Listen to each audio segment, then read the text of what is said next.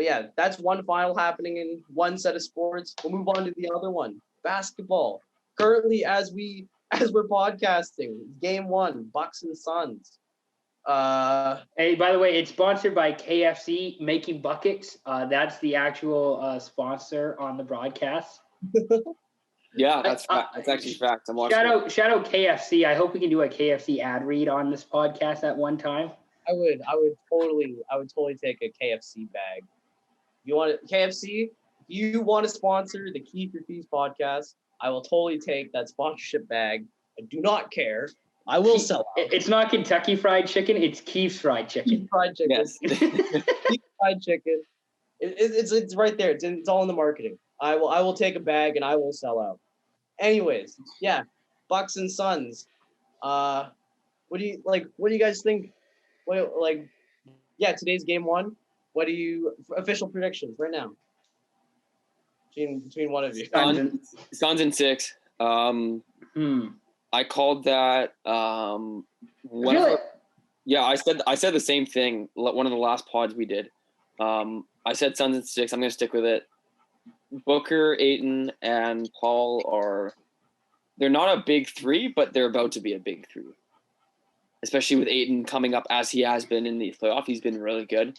He's been just an absolute force in the paint, and I'm pretty sure he's going to be guarding Giannis. Or no, maybe it's Crowder, but either way, whoever's guarding doesn't matter. Like Ayton's been a beast, so go Suns. They're not a big 3. They're a sizable trays. Sizable trays.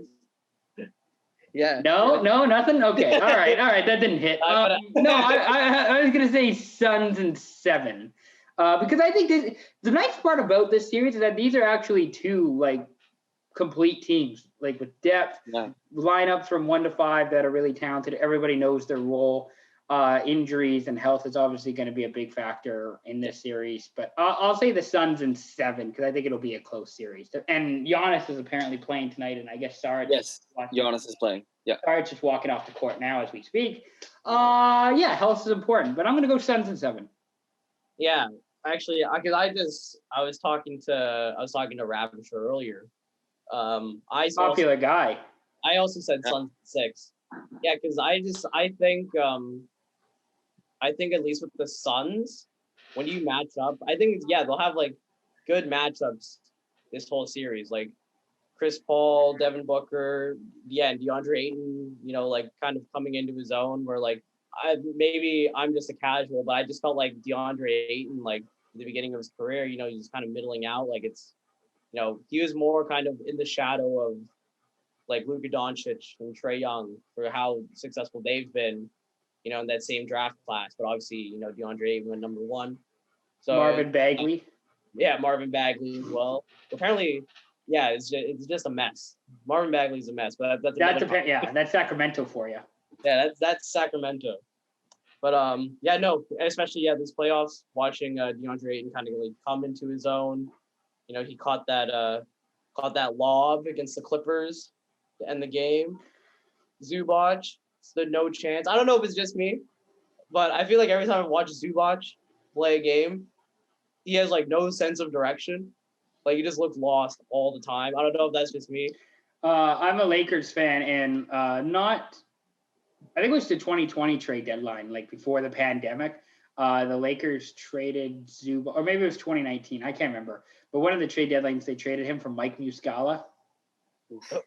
And Fuji and I were both like, why Muscala? We liked Zubac. He was like big man depth. Why would you trade him? And then it's like, okay, maybe he's not as good as like we thought he was, but it's like Mike Muscala was the only thing. Like you just sent him across the way, like across the hallway to the Clippers, and you could only get Mike Muscala instead. It was a little underwhelming. Muscala and a new parking spot, basically. Pretty much, like that close together. So. You get to park on the north side of the building instead of the south side of the building, okay? And you're parking because you're a Clipper. Your parking's going up $15 a day. Yeah. So, like I think this is probably, in my opinion, like a fan's like best. No, I can't say that. I was gonna say a fan's best scenario, but you wanted to probably see the Lakers in Brooklyn. Like, let's be honest, with all that star power. I think as a true fan of the game, I think to see who. Okay, but who's a true fan of the NBA anymore? Because now it's all like bandwagoning and like, where is my favorite player gonna play next? Yeah, like we don't have any true fans. This is a hot take, I'm sure, but like, there's not the true fans of basketball like we have in hockey, where it's just like, okay, I'm gonna watch the Nets now because James Harden went to the Nets. Or I'm not going to root for Portland anymore when Dame gets traded. I'm going to root for whatever team Dame plays for. Yeah. That might be me right here. But we'll see. I wasn't trying to talk about you specifically, but that was kind of my NBA, like how fandom is for basketball compared to other sports. For sure. But I will say, there is one thing I think we can all agree on is that I hope the Suns win because of Chris Paul. He deserves a championship, and he's been unreal in these playoffs, helping the Suns, all season, but especially the playoffs, helping the Suns get to this point, and kind of been like I don't want to say a mentor to Booker, but in a way like that leader. Yeah, like kind of like Crosby Lemieux type situation in a way. I was gonna say Ayton and Booker because they're doing a lot of pick and roll action that helps Ayton, and Ayton, is getting told by Paul, I need you here, or I need you to cut here, or all that sort of stuff. Also true. Yeah. So, definitely. I'd like to see Chris Paul win one, and I think that would cement his Hall of Fame status, no doubt about it. Yeah, I would say for me personally, like I think CP lock Hall of Famer. I think for what he's done, like. He's a Hall of Famer. The issue just becomes when you retire, and it's like, well, you didn't win any rings, so were you really that good? Because that's all we relate to nowadays. It's just how many championships have you won? Kind of like the Barkley type. I was gonna say like the Iverson type, where it was just Iverson never won a title, even though he had like the not miracle, but like surprising run with Philly back in 2001. It's like, but the dude didn't really win you a title. Like, was he really that? Like, he was good, but was he really that good? A little bit of a stain on that kind of legacy. Yeah. How good he was, but obviously, you don't want to just always factor in just championships, but you still kind of have to consider it. So that's on the Phoenix side. If the Bucks win this series, do you think that makes Giannis want to stay in Milwaukee? I think he kind of has to. He's already signed a deal. I can't imagine he would want to leave because of any reason. I think Giannis is low to Milwaukee no matter what happens here. I think he wants to win in Milwaukee, and like Ian said, he signed it was a massive contract. Wasn't like 8 years or something? Yeah. He's win or lose. I think he's gonna stay in Milwaukee and hopefully win in the next few years. Yeah, because there's all that talk before, it's like they're not really building around him. They brought in Drew Holiday, which look at Drew Holiday. Drew Holiday's been a awesome addition. But Chris Middleton, what do you think this does for Chris Middleton as a player? Does this kind of I've seen a graphic where it starts with Chris Middleton is good, has a couple bad games. Wow, Chris Middleton is bad. Has a couple good games. Wow, Chris Middleton is good. And it keeps doing this cycle. But I think right now, at least in that cycle, the way he takes over, pretty much the second half, I think you have to kind of cement him as he's up there in that kind of second, third tier of all-stars, just for how he's playing. That's a hot take. I don't know. I'd say Chris Middleton's kind of like a Goran Dragic type to me.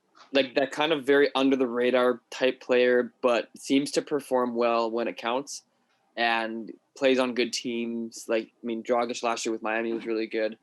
Middleton this year has been, he's always been pretty good, but I wouldn't say he's on the all-star level, but in these playoffs, he's all-star level for sure. He can't shoot off the dribble according to my brother. We'll have to bring next time for. He's kind of my NBA. Him and Fuji are my NBA experts. No, I don't know. Middleton, I have this also written down with Paul George, but how many guys would you choose ahead of Chris Middleton, to build your team around, or to have as a second piece? Like I could name a bunch of other guys I would rather have. Oh yeah. Instead of Chris Middleton. I think I've been kind of like on like I've been on the side of Chris Middleton where like I think he's been playing really well like for a while. And I only think now that this playoffs, I think should really cement him as like, guys, he is good. Like just because everyone goes through stretches of inconsistency and that kind of thing. Like I really do think Chris Middleton could eventually start getting those all-star nods and that kind of thing. Not that it matters, but that kind of like recognition by the league or by the fans. And end this cycle of Chris Middleton good bad. Hey, a championship helps. Yeah.